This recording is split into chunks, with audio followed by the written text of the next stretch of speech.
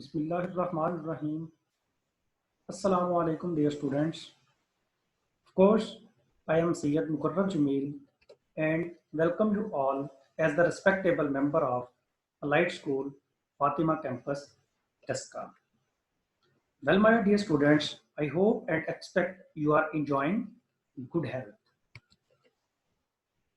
My dear students, आज की इस वीडियो में हम यूनिट नंबर 4 हजरत अस्मा रज़ी अल्लाह ताला अन्हा की एक्सरसाइज पढ़ेंगे और एक्सरसाइज में हम आज जो टॉपिक डिस्कस करेंगे वो रेफरेंसेस है।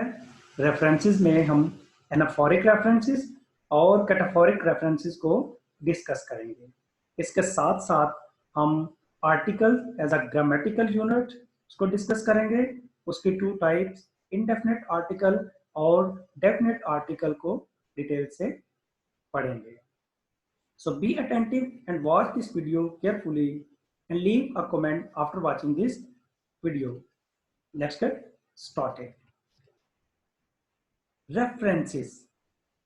Yes, students, when we speak or write, we often refer to things that were mentioned earlier, haven't been mentioned yet, or were mentioned in another context or another time.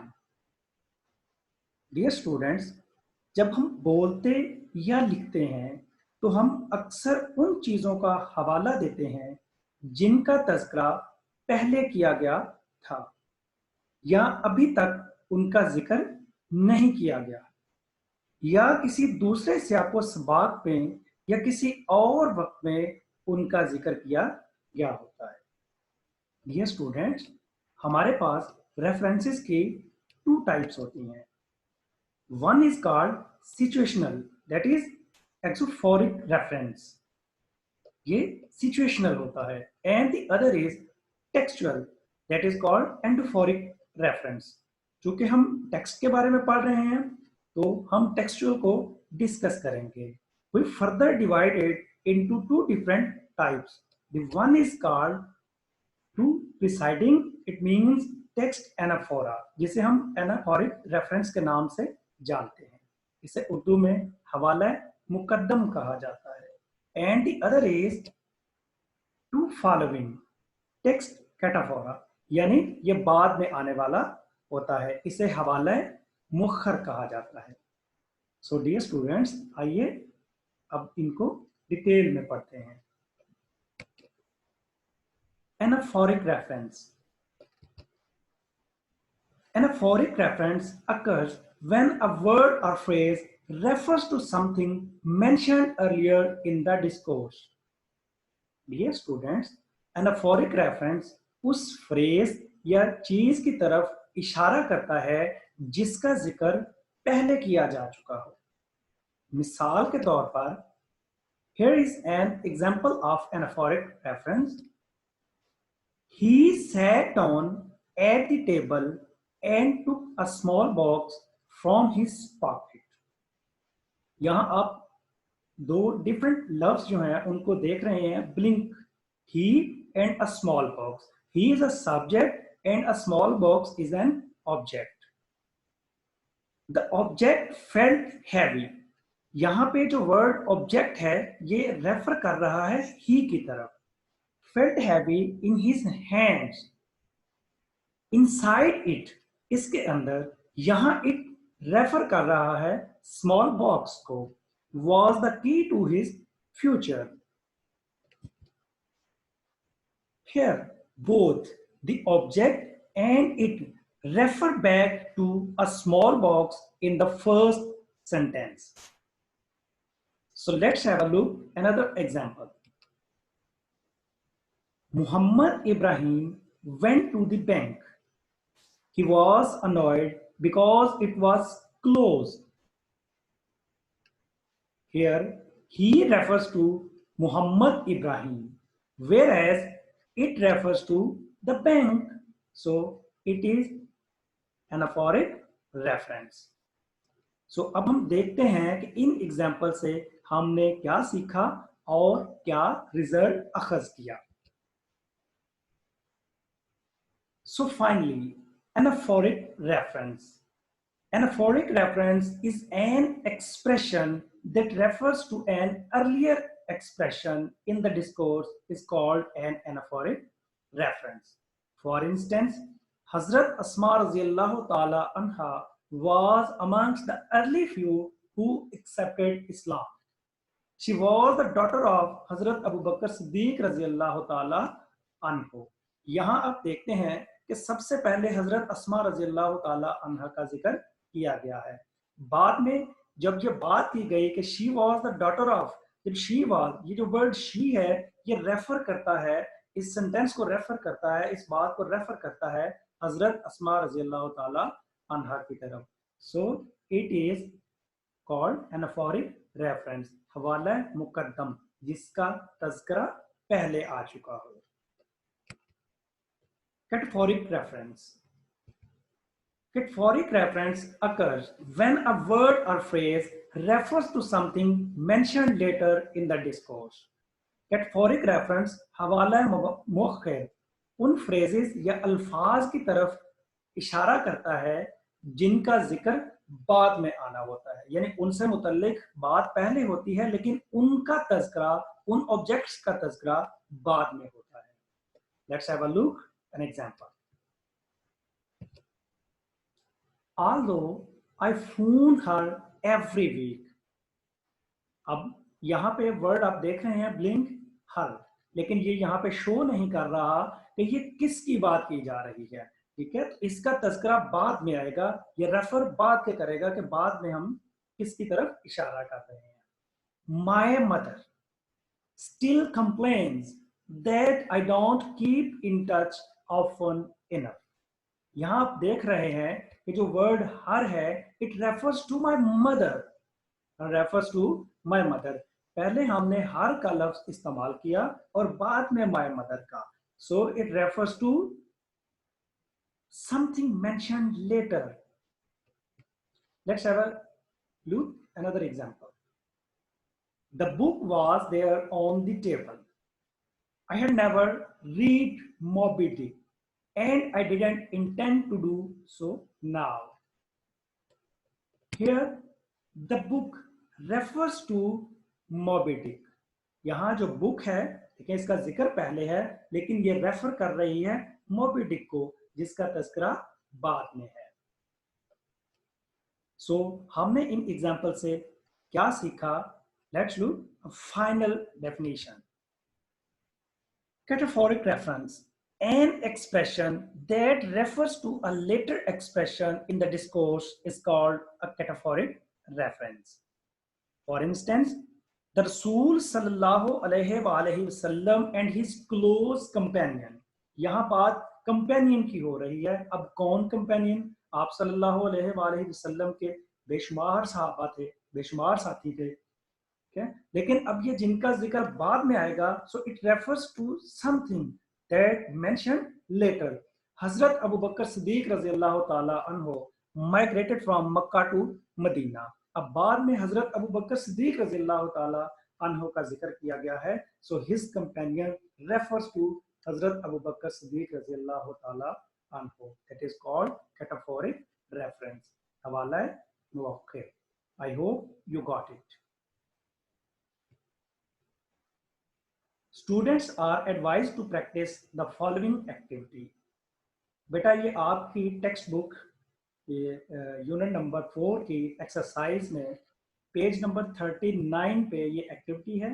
आपने इस activity को करना है।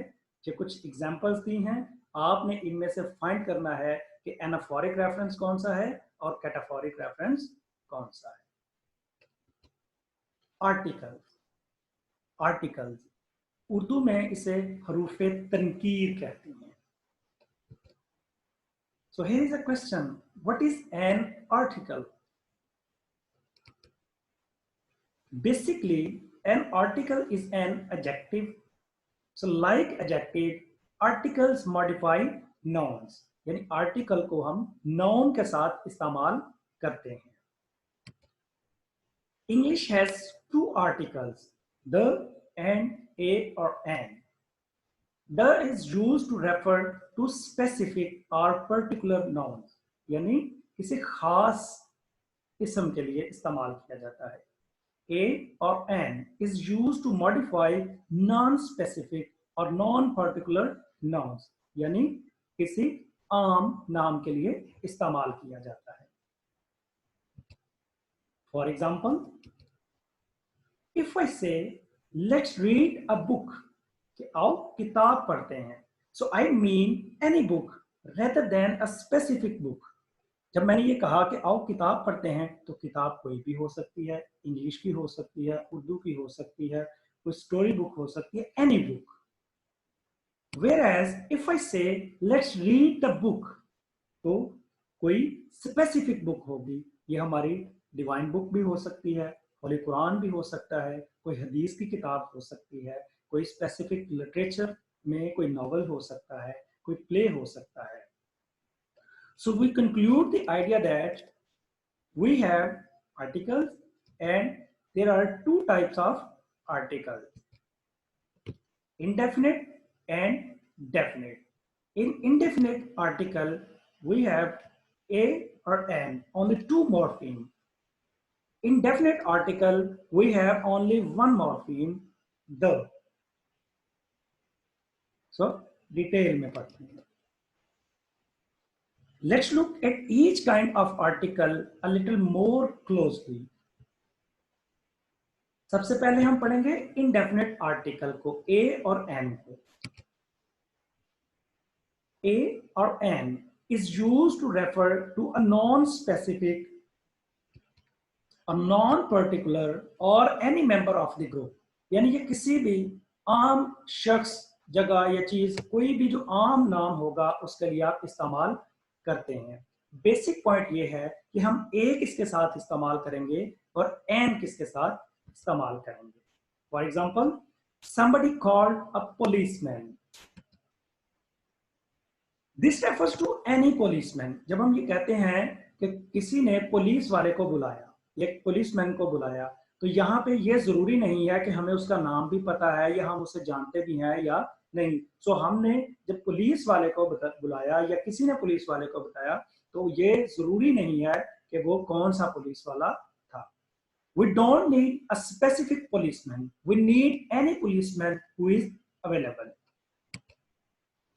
But when I was at the zoo, I saw an elephant.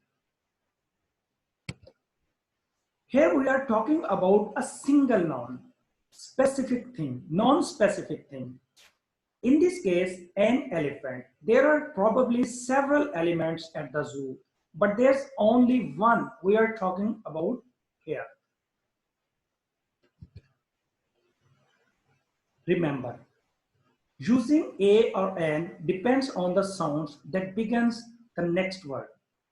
बेटा एक चीज का आपने ख्याल रखना है, जो मेन पॉइंट है इसका ए और एन के इस्तेमाल का, वो ये है कि इसको साउंड के एतबार से जो है वो इस्तेमाल किया जाता है।